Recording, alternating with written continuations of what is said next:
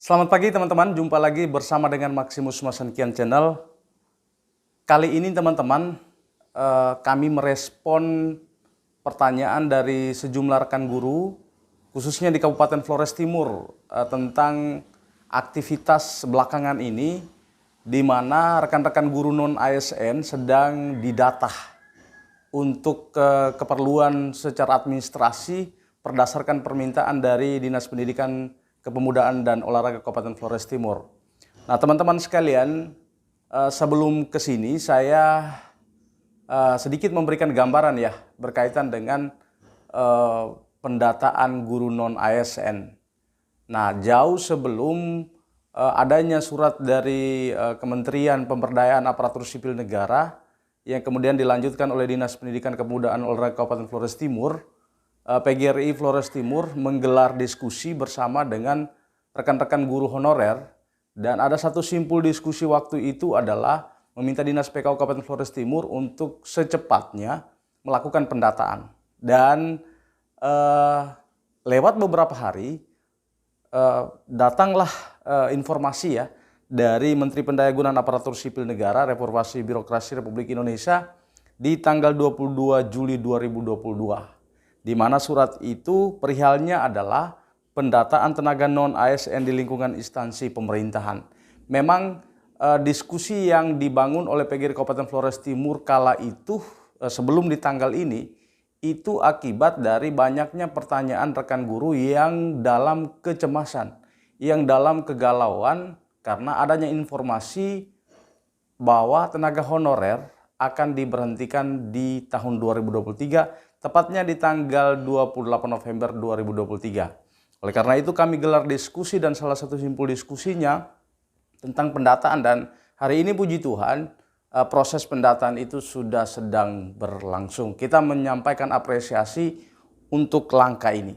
Nah teman-teman sekalian, pagi ini sebenarnya saya ingin menyampaikan informasi sebagai bagian dari jawaban juga terkait dengan kita sudah melakukan pendataan, lalu kemudian untuk apa gitu, untuk apa selanjutnya begitu.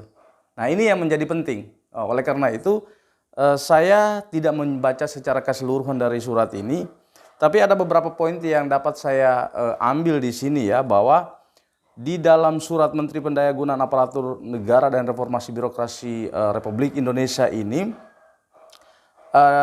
tujuan suratnya itu adalah kepada para pejabat pembina kepegawaian PPK instansi pusat dan juga para pejabat pembina kepegawaian PPK instansi daerah termasuk di Kabupaten Flores Timur.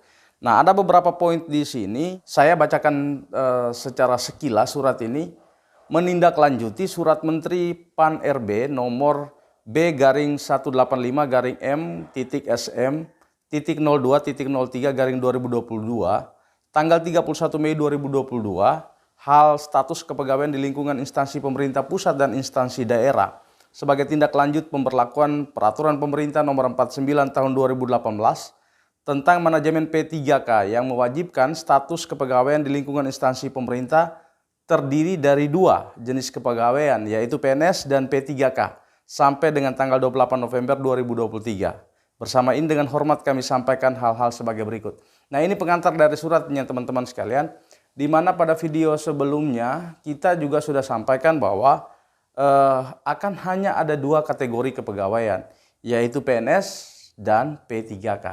Oke, saya lanjutkan ya. Oke, pada poin yang pertama di surat ini tertulis demikian.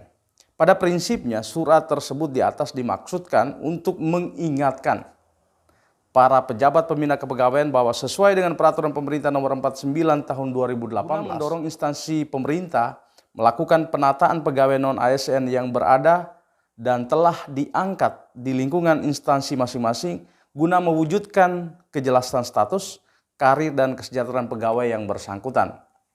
Lalu poin yang kedua, dalam hal ini pegawai non-ASN yang telah bekerja di lingkungan instansi pemerintah yang berstatus sebagai non-ASN sesuai dengan pasal 99 ayat 2 yang menyebutkan bahwa pegawai non-PNS dalam jangka waktu paling lama 5 tahun sebagaimana dimaksud pada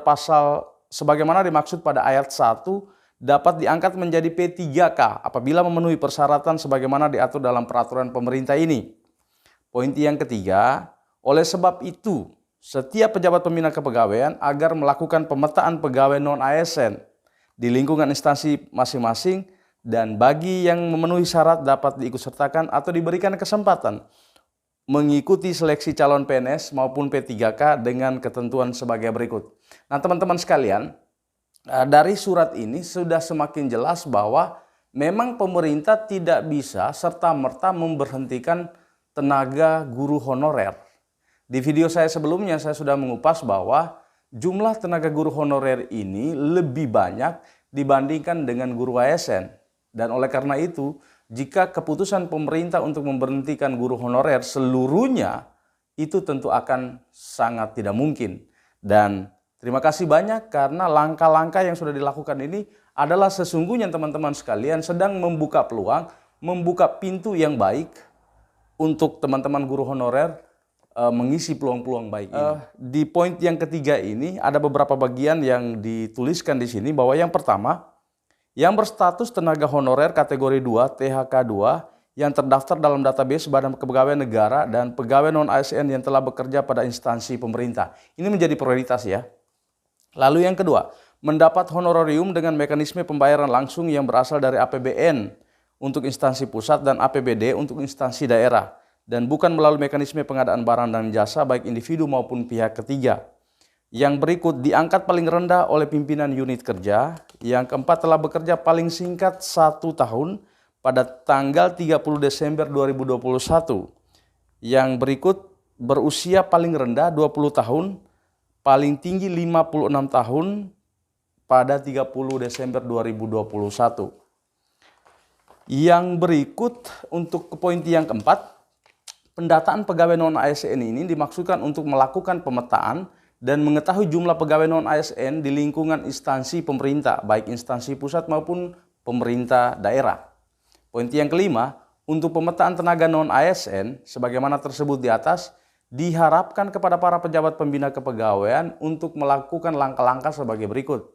Yang pertama, melakukan inventarisasi data pegawai non-ASN sesuai dengan ketentuan pada angka 3 dan menyampaikan data dimaksud ke Badan Kepegawaian Negara paling lambat tanggal 30 September 2022 sebagaimana lampiran 1 dan lampiran 2. Jadi di surat ini ada lampiran 1 dan lampiran 2-nya.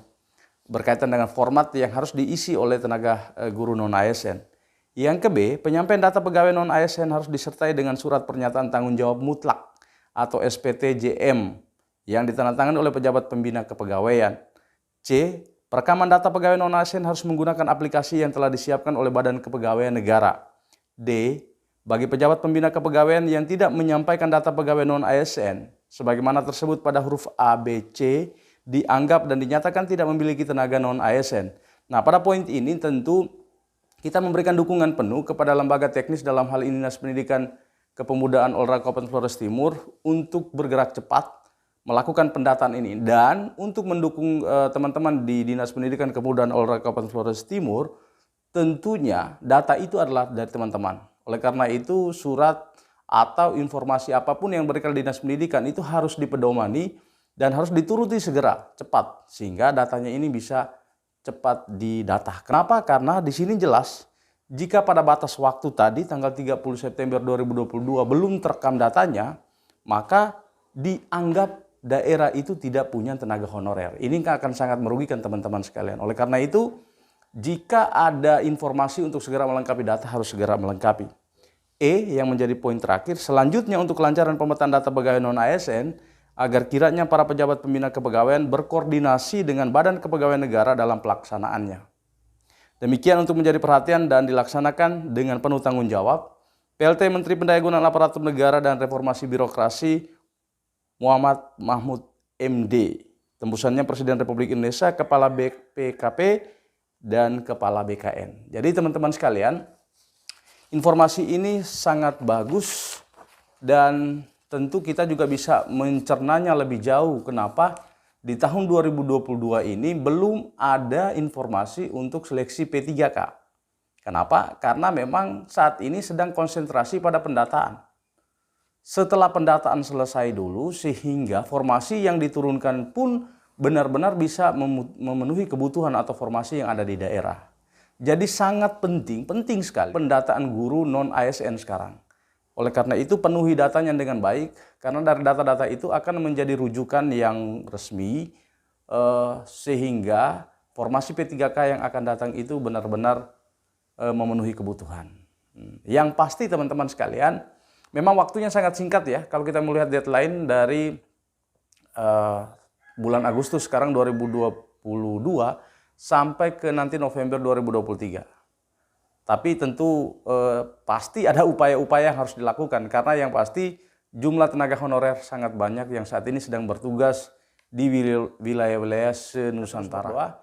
Kiranya langkah ini berjalan dengan lancar, teman-teman bisa melengkapi datanya, dan pada akhirnya mimpi peningkatan kesejahteraan, peningkatan profesionalisme, dan pendongkrakan mutu pendidikan itu bisa berjalan dengan lancar. Demikian teman-teman sekalian, ini respon singkat kami menjawab sejumlah pertanyaan dalam pekan ini. Dan jika ada kendala, ada hal yang memang mesti ingin ditanyakan, silakan disampaikan pertanyaannya. Kita akan menjawab dengan beberapa cara, baik melalui WA, lewat telepon, atau juga video seperti ini untuk memperjelas pertanyaan-pertanyaan yang disampaikan oleh Bapak Ibu Guru sekalian. Demikian teman-teman sekalian, saya Maximus Masenkian saat ini menyampaikan informasi langsung dari Sekretariat PGRI Kabupaten Flores Timur. Selamat pagi, selamat beraktivitas, salam sehat untuk kita semua.